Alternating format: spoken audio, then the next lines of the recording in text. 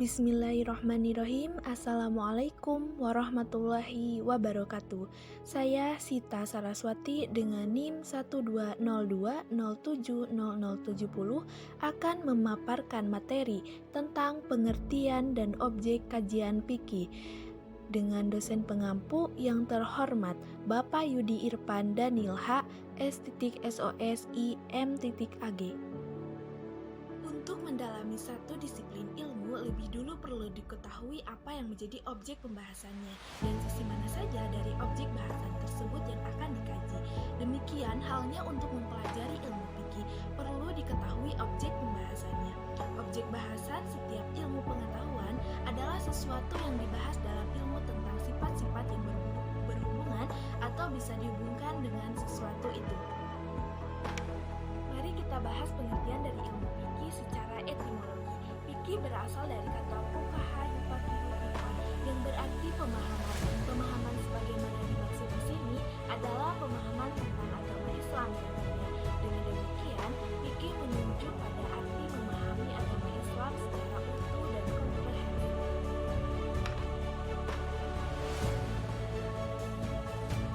Adapun secara istilah fikdalah yang artinya ilmu tentang hukum-hukum syar'i yang bersifat amali yang digali dari dalil-dalil yang terperinci. Mari kita bahas satu persatu. Yang pertama, al-ilmu. Term al-ilmu pada golibnya memiliki dua pengertian, yaitu ada al-ilmu dalam arti pengetahuan yang mencapai tingkat keyakinan, al-yakin, dan al-ilmu dalam arti pengetahuan yang hanya sampai pada tingkat dugaan atau al-adwa. Ada al-ahkam adalah jamak dari kata al-hukum yang memiliki arti putusan. Al-hukum berarti ketentuan-ketentuan syariah yang berkaitan dengan perbuatan manusia yang berasal dari Allah Subhanahu wa Ta'ala, seperti wajib, sunnah, makruh, haram, dan mubah. Ketiga, ada asyariyah, merupakan sifat atau adjektif hukum-hukum yang asli bersifat syar'i.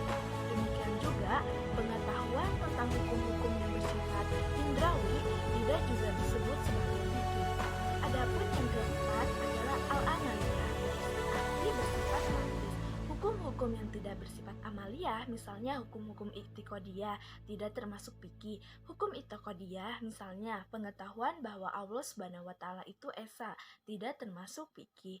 Demikian juga hukum-hukum yang bersifat qalbiyah, hulukiyah seperti ikhlas, riya, dan sebagainya, tidak pula termasuk hukum fikih. Dan yang kelima, kata al-muqtasab berarti bahwa fikih itu digali dengan usaha yang sungguh-sungguh. Pengertian ilmu fikih secara istilah menurut para ulama terbagi tiga. Yang pertama ada dari Al-Utsaimin, yang itu mengenal hukum-hukum syar'i yang bersifat amaliyah dengan dalil-dalilnya yang terperinci. Yang kedua dari ulama Ajar-Kasi, yaitu ilmu tentang hukum-hukum syar'i yang bersifat amaliyah yang digali dari dalil-dalilnya yang terperinci.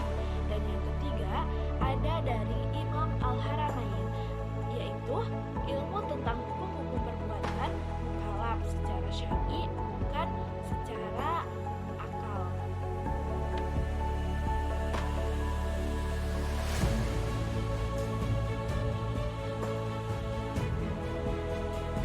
Adapun objek dan ruang lingkup kajian fikih, ada hukum-hukum juz'i dan dalil-dalil tafsili. Yang pertama, hukum juz'i adalah hukum partikular yang sudah merujuk pada objek tertentu. Misalnya, hukum haram tentang minum khamar, makan daging babi, bangkai, dan sebagainya. Dan yang kedua, dalil-dalil tafsili adalah dalil yang sudah merujuk pada hukum tertentu. Misalnya, dalil dari wala taqrabuz zina sebagai dalil tafsili, hukum keharaman perbuatan yang mendekati zina. Dan dalil tafsili ini yang menjadi domain dalam ilmu fikih. Jika dalil itu masih bersifat global, misalnya dalil Al-Quran dengan bahasan yang beraneka ragam dan belum merujuk pada hukum tertentu, maka demikian ini menjadi objek kajian ilmu ushul fikih juga.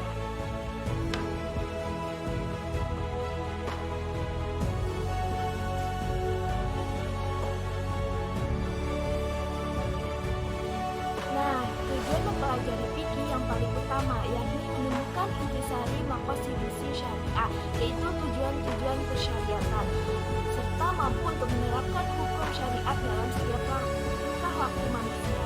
Yang menjadi dasar dan mendorong bagi umat Islam untuk mempelajari fikih ialah yang pertama, untuk mencari kebiasaan paham dan pengertian dari agama Islam, dan yang kedua, untuk mempelajari hukum-hukum Islam yang berhubungan dengan kehidupan manusia, dan yang ketiga, yaitu kaum muslimin harus bertafakuh baik dalam bidang akidah dan akhlak maupun dalam bidang muamalah.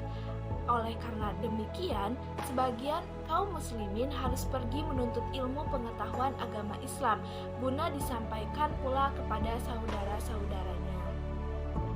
Dan yang keempat, fikih dalam Islam sangat penting fungsinya, karena itu menuntut manusia kepada kebaikan dan bertakwa kepada Allah. Setiap saat manusia itu mencari atau mempelajari keutamaan fikih, karena fikih menunjukkan kita kepada sunnah Rasul, serta memelihara manusia dari bahaya-bahaya dalam kehidupan.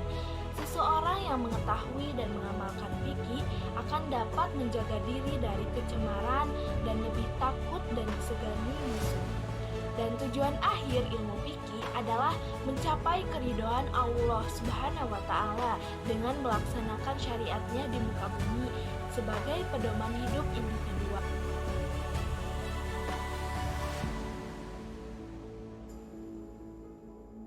Manfaat utama fikih adalah untuk dapat menerapkan hukum syariah untuk semua perbuatan dan perkataan mukallaf.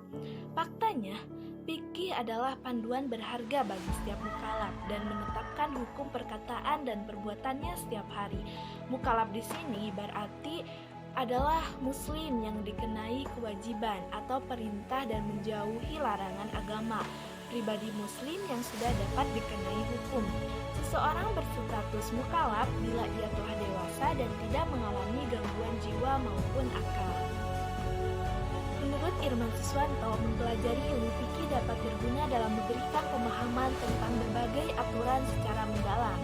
Dengan itu, kita mengetahui aturan secara rinci tentang kewajiban dan tanggung jawab manusia terhadap Tuhan mereka, hak dan kewajiban dalam rumah tangga dan di masyarakat, untuk mengetahui bagaimana bersuci, sholat, zakat, puasa, naik haji, pernikahan, perceraian, rekonsiliasi, warisan, dan lainnya.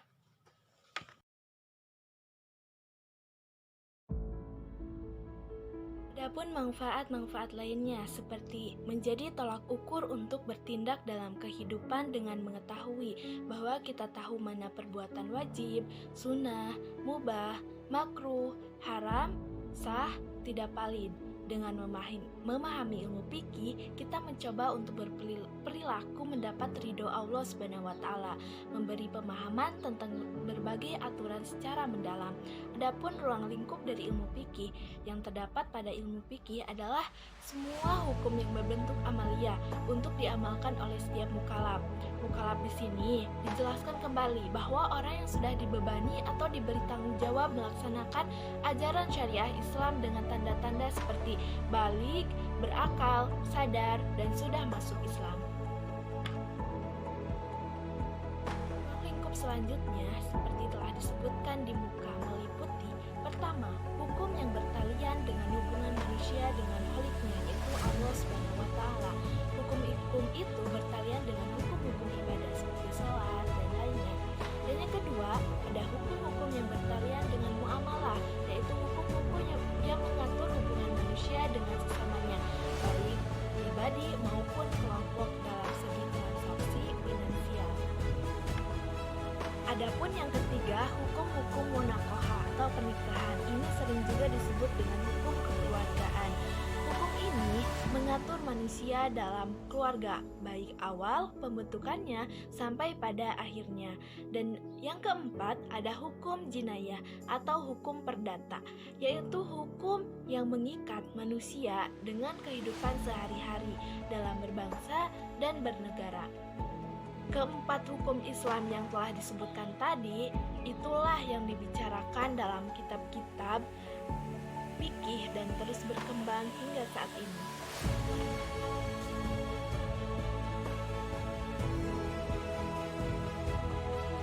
Adapun Adapun hukum lainnya seperti ketentuan-ketentuan hukum yang berkaitan dengan sanksi-sanksi terhadap tindak kejahatan kriminal, misalnya qiyas, diyat, dan hudud. Bidang ini disebut dengan fikih jinayah.